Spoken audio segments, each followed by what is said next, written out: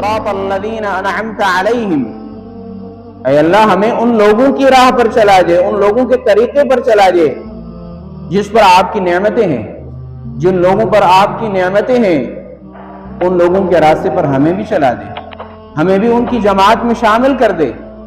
تو اللہ تبارک و تعالی ہدایت عطا فرماتے ہیں ہدایت مانگنے والوں کو، اور جب ہدایت مل جائے تو پھر اس کی حفاظت کرنی ہے نا۔ ہدایت ایک دولت ہے، جیسے انسان کو دنیا کے اندر مال اور دولت مل جائے تو آدمی اس کی حفاظت کرتا ہے نا، ڈاکو سے بھی حفاظت کرتا ہے، چور سے بھی حفاظت کرتا ہے، اور ہر طریقے سے اپنے مال کو محفوظ کر کے رکھتا ہے کہ کہیں میری دولت گم بھی نہ ہو جائے، کوئی چوری بھی نہ کر دے، کوئی ڈاکہ بھی نہ ڈالے۔ اس اپنے مال کے کمائے ہوئے مال کی انتہائی طریقے سے حفاظت کرتا ہے، حفاظت کے تمام ذرائع کو استعمال کرتا ہے۔ تو اسی طریقے سے جب ہدایت ملتی ہے تو شیطان آ کر کے حملہ کرتا ہے، اس دل پر حملہ کرتا ہے، اس کے اعمال پر حملہ کرتا ہے، اس کے عقیدے پر حملہ کرتا ہے۔ تو اللہ تعالیٰ فرماتے ہیں، دوسرا اس کا حل بتاتے ہیں کہ جب تمہیں ہدایت مل جائے تو پھر دعا کیا کرو۔ کون سی دعا؟ ربنا لا تزغ قلوبنا بعد اذ ہدیتنا وہب لنا من لدنک رحمہ انک انت الوہاب۔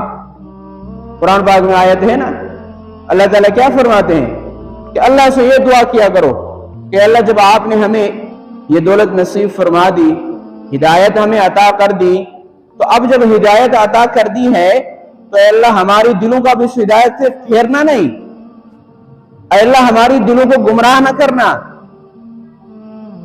اور چونکہ ہمیں عطا کرنے والے بھی آپ ہیں، انک انت الوہاب، کہ آپ نے ہمیں جو دولت اس اسلام کی ایمان کی دی ہے آپ نے ہمیں دی ہے، آپ ہی اب اس کی حفاظت کریں کہ ہمارے دلوں کو دین پر جمع کر کے رکھیں۔